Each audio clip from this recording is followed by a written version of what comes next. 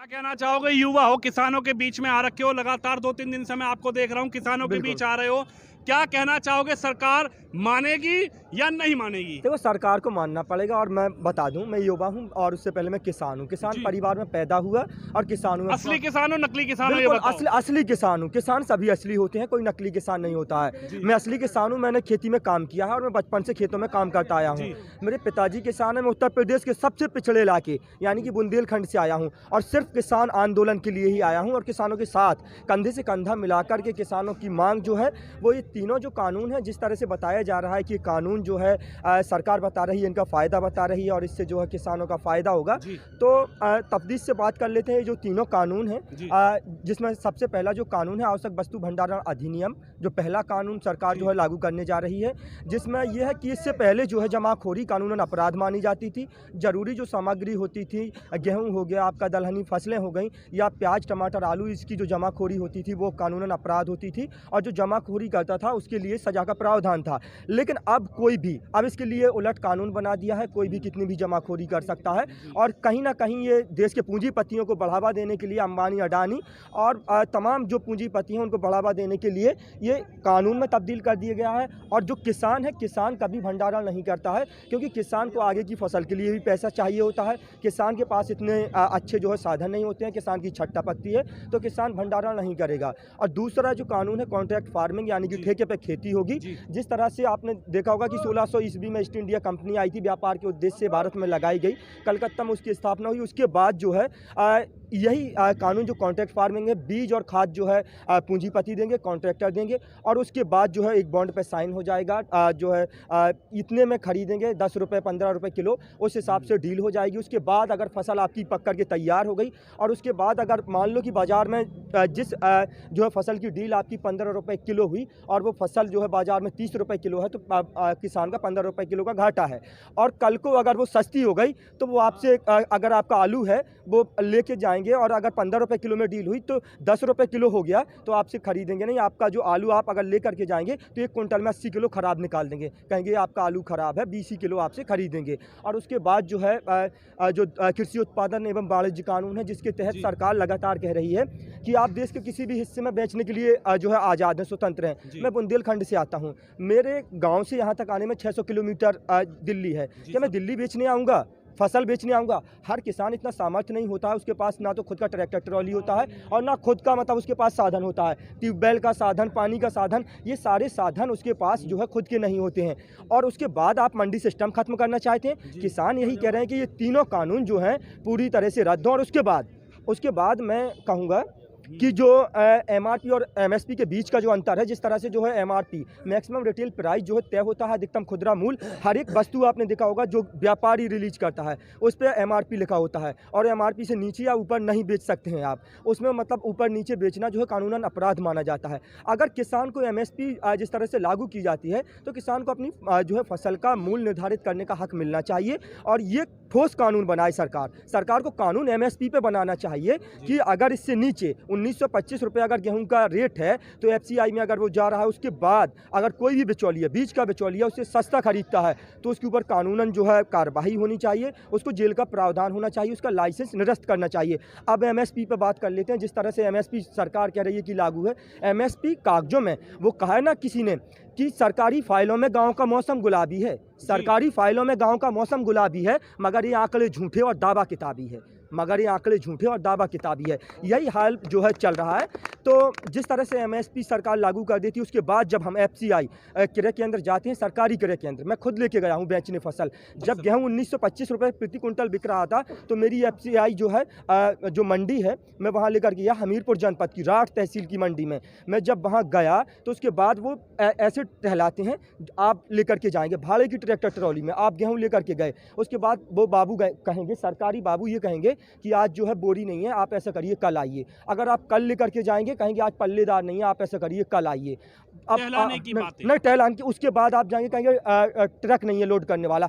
ये चाहते हैं कि ये जो किसान हैं थक हार कर जाकर के बिचौलियों का शिकार बन जाए और बिचौलियों को जब ये बेच देंगे तो यही जो एफसीआई वाले हैं, जो सरकारी बाबू हैं, ये जाकर के उनसे खरीद लेंगे, इनका भी फायदा हो जाएगा और व्यापारियों का भी फायदा हो जाएगा और किसान मर जाएगा। यही हो रहा है। मेरा बुंदेलखंड सबसे पिछड़ा इलाका है, सूखे की 6 5-6 साल से सूखे की मार झेल रहा जी। है, पानी का साधन नहीं है। उसके बाद महाराष्ट्र के लातूर के बाद दूसरा नंबर बुंदेलखंड का है। आए दिन किसान आत्महत्या कर लेता है, बेटियों की शादी नहीं कर पाता है, अच्छे से बच्चों को पढ़ा नहीं पाता है, अच्छे से स्वास्थ्य नहीं दे पा रहा है। तो कहीं ना कहीं किसान की जितनी माली हालत है, जो लोग कह रहे हैं कि लगातार हमारे जीन्स पैंट पर सवाल उठाए जा रहे हैं, हमारे पिज्ज़ा खाने पर सवाल उठाए जा रहे हैं, जो देश का किसान पूरे देश का पेट भरता है, जी। इस देश के सांसद, विधायक, मंत्री, संतरियों सबका पेट भरता है, क्या वो पिज्ज़ा नहीं खा सकता? आपको तो खुशी होनी चाहिए कि आपके देश का किसान जो अन्नदाता है वो पिज्ज़ा खा रहा है। और क्या जो है किसान जीन्स नहीं पहन सकता? मोदी जी खुद को फ़कीर कहते हैं, 10 लाख का सूट पहनते हैं, तब तो हम नहीं कहते। 84 करोड़ का जो है अपने लिए प्लान लेके आते हैं, तब तो हम नहीं कहते हैं। विदेश से मशरूम मंगा के मोदी जी खाते हैं और खुद को फ़कीर कहते हैं, तब तो किसान नहीं कहता है। जो किसान बिठा के सबको खिलाता है, उसी किसान के ऊपर आरोप लगाया जाता है। तो मतलब यही सरकार ये चाहती है कि किसान भूखा मरता रहे, किसान की जैसी हालत है उसी हालत में किसान जीता रहे। क्या किसान को अधिकार नहीं है जीन्स पैंट पहनने का? किसान के बच्चे IAS हैं, PCS हैं, IFS हैं, हर जगह किसान के बच्चे मिलेंगे, बॉर्डर पे भी किसान के बच्चे मिलेंगे, नेताओं के बच्चे नहीं। आप बताइए कितने % नेताओं के बच्चे हैं? कोई है बॉर्डर पर? यहाँ खेत पर किसान और सीमा पर जवान। लाल बहादुर शास्त्री कहते थे जय जवान जय किसान, और आज बॉर्डर पर उन्हीं किसानों के बच्चे हैं। और आज ये सरकार, ये तानाशाही सरकार, ये निरंकुश सरकार लगातार किसान और जवान को लड़ा रही है, आमने सामने कर रही है। आज किसान और जवान आमने सामने हैं।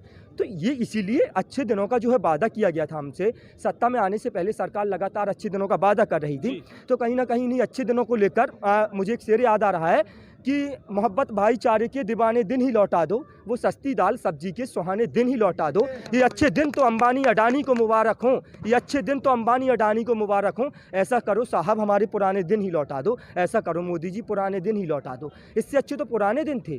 आप अच्छे दिनों का वादा करके जो सरकार सत्ता में आई, और आज वही सरकार जो है यहाँ पर किसान जो है सड़कों पर खड़े हैं। इसी को लेकर के मेरा एक और शेर है कि कहाँ छिपा कर रख दूँ अपने हिस्से की शराफत, कहाँ छिपा कर रख दूँ अपने हिस्से की शराफत। देश में हर तरफ बेईमान खड़े हैं, देश में हर तरफ बेईमान खड़े हैं। और क्या खूब तरक्की कर रहा है मेरा आप देश देखिए, क्या खूब तरक्की कर रहा है अब मेरा देश देखिए। वहाँ खेतों में बिल्डर और सड़कों पर किसान खड़े हैं, वहाँ खेतों में बिल्डर और सड़कों पर किसान खड़े हैं। देख सकते हैं कि किस तरह से देश का अन्नदाता, जिस अन्न को खाने से पहले पूजा जाता है, उसी को उगाने वाले भगवान की किस तरह से निंदा की जा रही है, किस तरह से दुर्व्यवहार किया जा रहा है, उसको खालिस्तानी और पाकिस्तानी और आतंकी बताया जा रहा है। इस देश के अन्नदाता को, जिसने तुम्हें हुकूमत पे, गद्दी पे तुम्हें बिठाया है, तुम मतलब खुद को, आपकी हुकूमत जो है 5 साल की मोहताज है, 5 साल बाद आप चले जाएंगे। आप सिस्टम नहीं, आप सरकार हैं। सिस्टम और सरकार में अंतर होता है। सरकार 5 साल की मोहताज होती है। 5 साल की कुर्सी पे आपको इतना नशा है कि आप मतलब किसानों से टकराने चले हैं। ये वही किसान है जिन्होंने आपको सरकार में और कुर्सी पर बिठाया है। अगर ये किसान जो कुर्सी पर बिठाना जानते हैं, तो आपके नीचे से कुर्सी खींचना भी जानते हैं। ये किसान कुर्सी खींच लेंगे और आप नीचे आकर के गिर पड़ेंगे।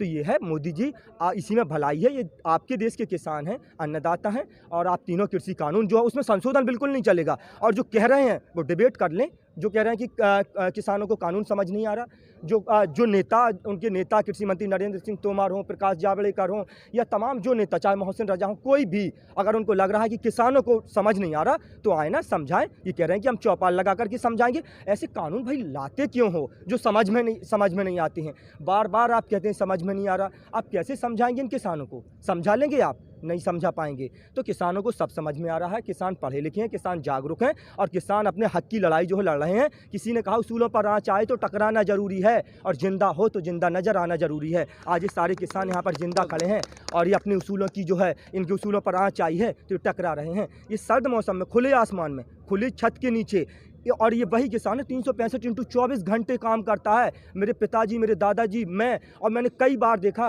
कि कई गांव के किसानों को काले सर्प ने काट लिया। उसके बाद जो है सर्पदंश से उनकी मौत हो गई। कई बार आकाशीय बिजली गिर जाती है उनके ऊपर, कई बार ठंड की वजह से किसान मर जाता है। तमाम ऐसी हालत जो किसान, मतलब मैंने इतना देखा, बचपन से देखता आ रहा हूँ कि किस तरह से जो है किसान मतलब अपनी जान हथेली पर लेकर के 365 × 24 घंटे काम करता है। सर्दी, गर्मी, बरसात, सारे मौसम सर के ऊपर से निकाल डाल देता है। और ये एसी में बैठ करके कानून बनाने वाले नेता मंत्री, इन्हें ये पता नहीं है प्याज नीचे होता है कि ऊपर। ये किसान की बात करेंगे, कृषि मंत्री नरेंद्र सिंह तोमर से पूछ लीजिए आप, उनको पता हो कि मिर्च कहाँ लगता है, ऊपर या नीचे, टमाटर कहाँ होता है। अगर ये बता दें मैं मान जाऊँगा कि ये कृषि मंत्री हैं। तो कृषि मंत्री बन जाने से आप किसानों का दर्द नहीं समझ पाएंगे। अगर आप दर्द समझ रहे होते किसानों का और आपको किसानों के दर्द का अंदाजा होता तो शायद अभी तक आप किसानों को 15 साथियों की 15 से 16 किसानों की मौत हो चुकी है। बूढ़े बूढ़े किसान मिलेंगे आपको, बुजुर्ग किसान जिनकी उम्र 70, 80 और 90 और 95 और 100 साल के किसान हैं। आप 100 साल के किसानों को जो है आपने सड़क पे ला करके खड़ा कर दिया।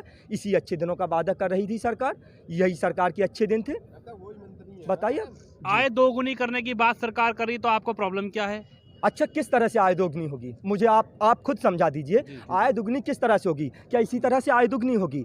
इस तरह से तो आय दुगनी नहीं, जो है कमर टूट जाएगी। आपको पता है देश की अर्थव्यवस्था का बड़ा हिस्सा होता है किसान। कृषि प्रधान देश है, 70% आबादी यहाँ की। फैक्ट पे बात करूंगा मैं, यहाँ वहाँ की हवाई बात नहीं करूंगा जैसे भारतीय जनता पार्टी के नेता करते हैं, झूठ बोलते हैं। झूठ नहीं बोलूँगा, फैक्ट पे बात होगी। 70% आबादी वाला ये देश है, कृषि प्रधान देश है। और इसमें जो है प्रधान भी कृषि के मतलब बाद आता है। तो प्रधानमंत्री ना समझ लो। और रही बात, जब आपने देखा होगा कोरोना काल में अर्थव्यवस्था पूरी तरह से गड़बड़ा गई थी, चरमरा गई थी पूरी अर्थव्यवस्था, सारे उद्योग धंधे ठप हो गए थे। तभी यही वो किसान थे, रीढ़ की हड्डी माने जाते हैं किसान। रीढ़ की हड्डी है अर्थव्यवस्था की, इन्होंने अर्थव्यवस्था को संभाला है। आप किस तरह से आय दुगनी करेंगे? आपने तो कहा था कि 15 लाख दे देंगे, वो भी तो जुमला था। कि कहा कि पुराने हाल से बदतर सभी का हाल कर डाला, कभी कश्मीर कर डाला, कभी भोपाल कर डाला। और वादा था मोदी जी का कि हर खाते में 15 लाख आएंगे, हम ही से हमारा सब कुछ छीन लिया, हर शख्स को कंगाल कर डाला। यही तो ये कह रहे हैं कि जो है आय दुगनी करेंगे। इस तरह से आय दुगनी होगी? आप खुद बताइए, होगी आय दुगनी? नहीं होगी, बिल्कुल नहीं आय दुगनी होगी। ये किसानों को मारने वाले कानून हैं और सरकार जितने जल्दी समझ जाएगी, सरकार के लिए उतने फ़ायदे का सौदा है। अब सरकार को समझना है, ये किसान तो हटने वाले नहीं हैं। किसान तो देखो खेतों में रहते हैं, आपने देखा होगा 365 × 24 घंटे जो किसान काम करता है। और ये उनको पानी की बौछारें से, वाटर कैनन से और तुम लाठी चार्ज से, पुलिस का डर दिखाते हो, बिल्कुल डरने वाले नहीं हैं। उसी को लेकर के जिस तरह से उन्होंने वाटर कैनन का इस्तेमाल किया, तो किसी ने कहा था तुम उन किसानों को डराते हो पानी की बौछारों से, उन किसानों को डराते हो पानी की बौछारों से जो सुबह उठकर कुल्ला भी करते हैं ट्यूबवेल की धारों से। हम खुद मतलब ट्यूबवेल की धारों से हमने कुल्ला किया, पानी पी लेते हैं ट्यूबवेल की धारों से। सरकार हमें पानी की बौछारों से डराएगी? सरकार को लग रहा है कि ये किसान डर जाएंगे। और जो मुझे कहते नकली किसान हूँ मैं, चेक कर सकते हैं उसके बाद, आपके चैनल पर बाइट देने के बाद आप सब चेक कर सकते हैं कि मैं नकली किसान हूँ। मेरे दादाजी का इंतकाल हो गया, 10 दिन हुए थे मेरे दादाजी के इंतकाल हुए, और मैं यहाँ सीधे चला आया किसानों के लिए। क्यों? क्योंकि मैं किसान हूँ और मेरे पापा ने खुद भेजा कि जाओ बेटा तुम जाओ, और पापा वहाँ पे खेती किसानी का काम कर रहे हैं। अब मुझे कोई कहेगा कि मैं नकली किसान हूँ।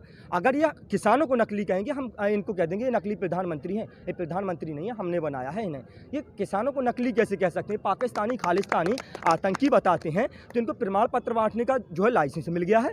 ये लाइसेंस प्रमाण पत्र बांटेंगे, किसी को भी मतलब खालिस्तानी कह देंगे, किसी को भी पाकिस्तानी कह देंगे। ये सरासर गलत बात है, सरकार को समझ जाना चाहिए। कृषि मंत्री नरेंद्र सिंह तोमर हों या गृह मंत्री अमित शाह हों या प्रधानमंत्री मोदी हों या योगी जी हों, सबको समझ लेना चाहिए ये किसानों के हक की लड़ाई है। किसान का कोई जाति मजहब बिना किसी धर्म भेदभाव के, और एक किसान के जो तीनों कृषि कानून काले कानून हैं, और काले कानून हैं इनको वापस जितने जल्दी सरकार ले लेगी, सरकार की उतनी भलाई है। जी, सीधी सी बात है। युवा ने सीधा चुनौती दी है, अगर हिम्मत है तो हमारे सामने आइए, मैं दिखाऊंगा आपको सर्टिफिकेट कि मैं असली किसान हूं या नकली किसान हूं। सरकार से सीधी बात, यस और नो में काले कानून जो किसान कह रहे हैं, काला कानून वापस होगा तो बात बनेगी, अन्यथा 6 महीने 6 साल यहीं डटे रहेंगे। गोली, पानी, बंदूक, डंडा, डरने वाले नहीं, जाने वाले नहीं। कैमरामैन दिनेश जी के साथ हिंदी न्यूज़ भारत के लिए मैं विनोद कुमार शर्मा, दिल्ली उत्तर प्रदेश के गाजीपुर बॉर्डर से।